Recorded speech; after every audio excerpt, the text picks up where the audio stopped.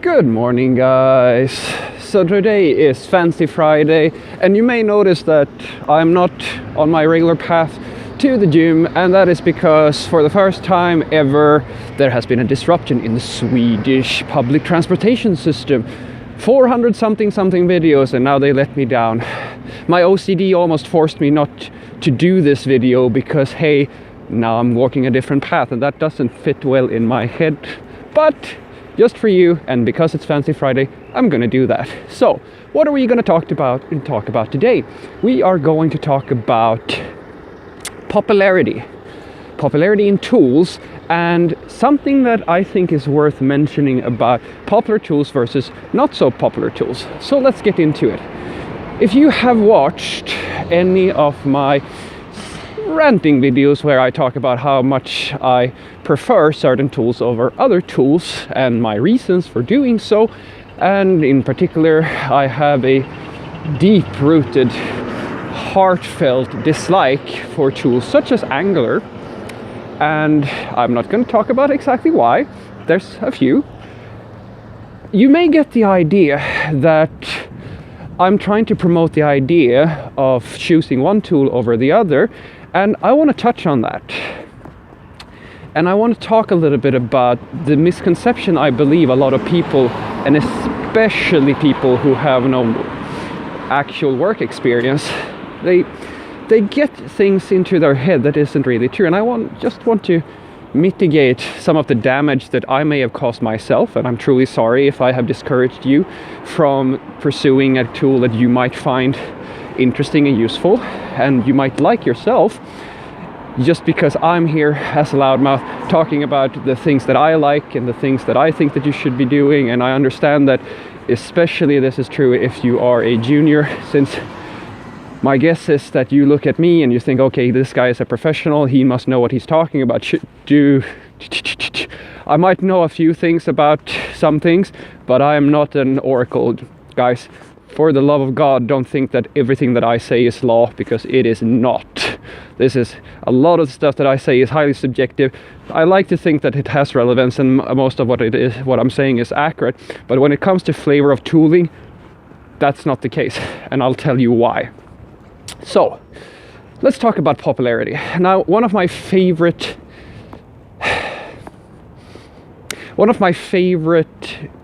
comments on, be it Reddit or be it on any forum whatsoever where people start talking about their favorite tools and choices in tooling, is that sooner or later somebody's gonna come along and say something along the lines of, no, I think that this is a nicer experience than this. And what usually happens is that the people who like, say, let's take Angular and React. If I tell you that React is a nice experience and it's more popular, because it is more popular, I've also made a video about where I actually present those numbers. Doesn't mean that that's universally true, but in general, React is a popular tool. Now that basically means that everybody who likes Angular, for whatever reason, now gets to this situation where, at least that's my experience, they feel attacked. They feel like somebody is now trying to tell them that their choices, or that for some reason they are in the wrong. And that's what I want to kind of talk about here. And I want to also talk about it from the other perspective, because the people who sit, especially the juniors out there, and not only juniors, there are some senior people that should really know better, who will sit on the React side of the discussion and feel like, oh yeah, I like all the right tools, I'm so relevant, look at me, good God, why don't just everybody hire me immediately? That's exactly what we're going to talk about. Why don't they hire you immediately? Maybe, most likely they are going to hire you. But you see, the misconception from my perspective is that if you like the best thing on the market, for some reason, there's a great value in that, as opposed to liking the next best thing on the market. Think about it. Even if Angular is not as popular as React, does that mean that there are no jobs? Does that mean that nobody's using it? No. There's plenty of companies out there. In fact, on average, at least here in Gothenburg, I get more job opportunities that are related to Angular than I get for React. I swear to God, true story. Same thing with Java. Is Java the coolest language in the world? No. But it's damn popular. And I think that this is something we forget a lot. And I think that has to do with a society issue that we have had, and I think this is largely due to social media and the internet and so forth. We live, you and I, together. We are caught in a world where the only thing that matters to people is being the best or being extraordinary. We have gotten to a point where being second or getting silver is actually not that impressive. Think about that. We really only care about the gold medal. Who won? Who is the best? The person who is the best of something in the world. That's the person we look up to. The person in second place, who is the second best in the world, nobody remembers that name, do they? Who does? And I think that's sick. I think that is absolutely disgusting. Because the difference between the two is usually measured in the tiniest details. What's the difference between the race car that wins and the race car that comes in second? Usually the time is measured in milliseconds. Or at least, let's say seconds at least. And for some reason, that means that the people who are rooting for number one feel entitled, and the people who are rooting for number two feel like they lost, or that there's some great mistake in supporting that thing. And I'm here to tell you that just because something is less popular than something else doesn't mean that it's a bad thing. It doesn't mean that you made a wrong choice, or that there is some fault on your end, or that there's no reason to invest time. It's not a waste of time to invest in something that is not as popular. Look at me. Right now, I am working full-time as a Scala developer. And I went into Scala not because it's the most popular language. Trust me, it is not. It is actually very rare, at least here in Gothenburg, to find any type of Scala development. Most of it is Java and C#. And globally it's the same deal. Scala is a good language, and it's an adopted language. It's a proven language, but it's not the most popular one out there, not by a long shot. So why would I choose it if it's not the best thing out there? Well, because it's a language I don't know. That's it.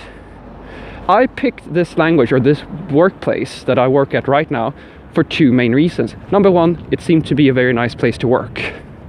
Number two, I didn't know Scala. And it has some interesting concepts. I come from a Java background, and Scala is another flavor on Java that solves a different set of problems, and it's optimized to solve certain things in a certain way. So now I get to experience that, knowing full well that this may be the first and last job that I get where this language is going to be relevant. But I don't care, because it's an experience. I want to do it. I want to learn this thing because, to me, being the best or the most popular thing out there has very little to do with my personal enjoyment. It has very little to do with whether or not it's worth my time and if I'm going to invest in that thing. Now, personally, the way that I think about things is, what does this thing, regardless of its popularity, give me in terms of value? I knew that Scala is going to teach me things. That's why I said yes when they offered me the job.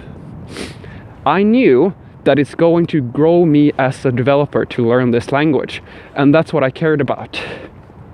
Because if I just wanted to stick with what was popular, I would take the next React job. But since I already know React, what's the point? Sure, I can get even better at React, or I can try something different. And that's what I did. And I urge you to do the same thing. And I'm not here to tell you to not go with things that are popular, but I think that you should think a little bit about things before you assume that just because one thing is more popular than the other thing, it's the only thing that you should look at. Just because something is not as big and massive as the best thing doesn't mean that it's not worth your time. And trust me, there are plenty of jobs for the stuff that's coming in second, third or fourth or fifth place, as well as who's coming in first. So join me in pushing this sick society back into the idea that it is okay to not be the best, because as I said, the difference between being the best and being the second best is usually measured in so tiny details. Does that really matter? Does the difference really matter all that much? I argue no.